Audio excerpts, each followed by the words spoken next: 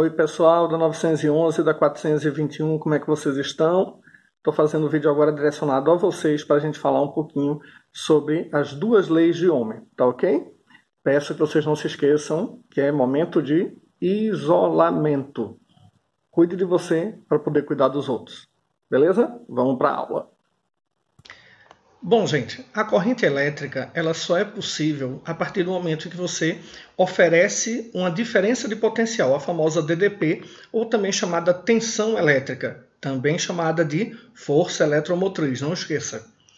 Então, ao receber essa DDP, os elétrons começam a se movimentar, mas neste movimento eles enfrentam uma dificuldade, uma barreira, que é a resistência elétrica.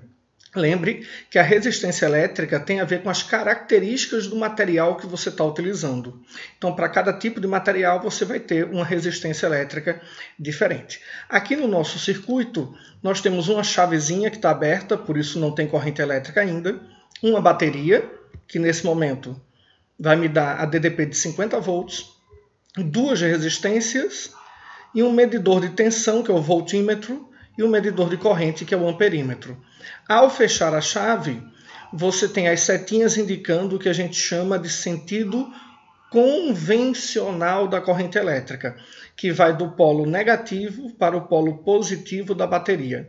E aí esse fluxo aqui de corrente elétrica passa pelas resistências, passa pelo medidor de corrente, marcando 1,61 amperes, e marcando a DDP de 50 volts, que é exatamente a DDP fornecida pela bateria.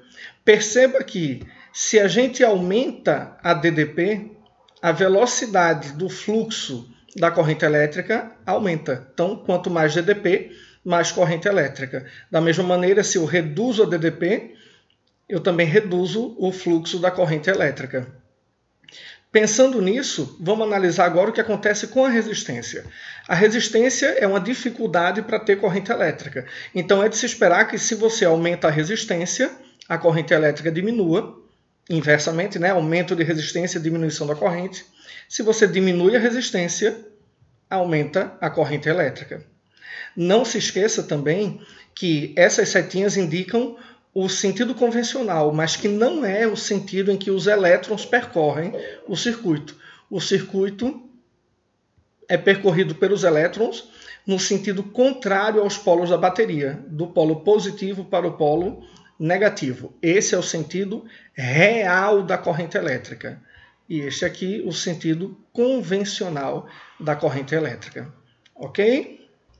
Nesse simulador agora, a gente tem a primeira lei de Ohm e os cálculos que podem ser feitos com ela. Nesse caso, fornecendo a DDP e fornecendo a resistência elétrica, a gente consegue obter a corrente elétrica. Lembre que se eu aumento a DDP, é de se esperar que a corrente elétrica aumente. Olhe lá o cálculo na parte esquerda lá em cima, o aumento da DDP fornece uma corrente maior, porque corrente e DDP são diretamente proporcionais.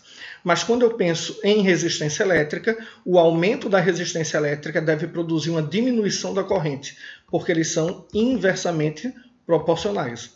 Então olha lá o valorzinho, percebe, né, que está diminuindo à medida que eu aumento a corrente elétrica, desculpa, a resistência elétrica, né?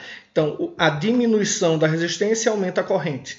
E o aumento da resistência diminui a corrente, porque resistência e corrente elétrica são inversamente proporcionais.